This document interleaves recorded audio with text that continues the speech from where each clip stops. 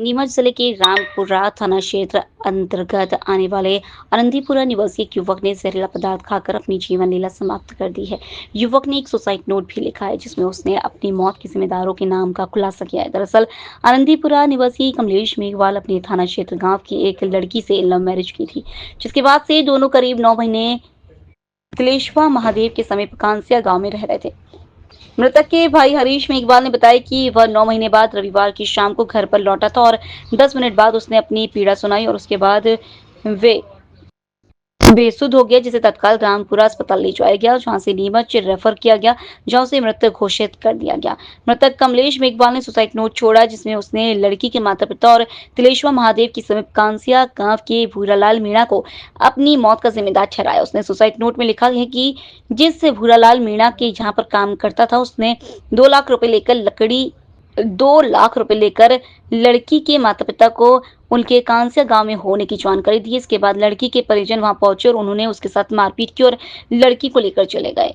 मृतक कमलेश मेघवाल ने suicide note में उसके द्वारा किए गए काम और फसलों का हिसाब किताब भी लिखा है। फिलहाल नीमच जिला चिकित्सालय में मृतक के शव का पोस्टमार्टम किया जा रहा है और परिजनों ने मृतक के दोषियों पर सख्त कार्रवाई की मांग की है। बताइए किसकी डेथ हुई, किस कारण हुई, क्या मामला है? जी मेरा भाई छोटा भाई है कमलेश वो।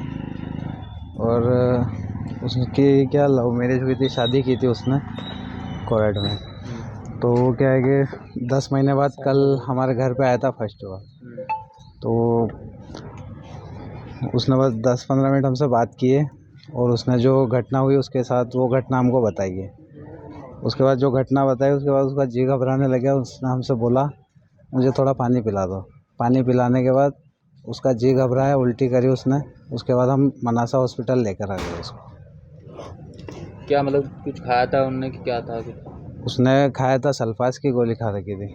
फिर उसके बाद इलाज के लिए कहाँ लाया? इलाज के लिए मनासा हॉस्पिटल लाए, मनासा से नीमच रेफ़र किया। उसके बाद यहाँ पे आके 10 मिनट में उसने दम तोड़ दिया।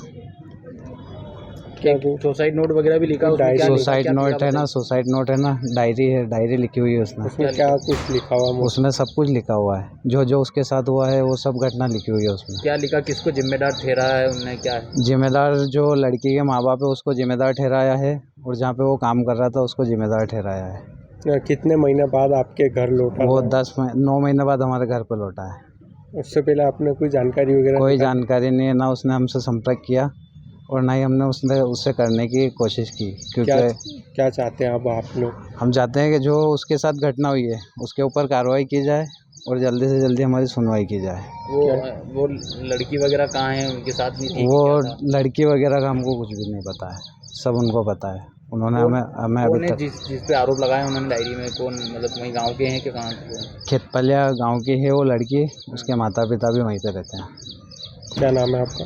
मेरा हरीश नाम है। क्या लगता है आप? मेरा छोटा भाई है वो।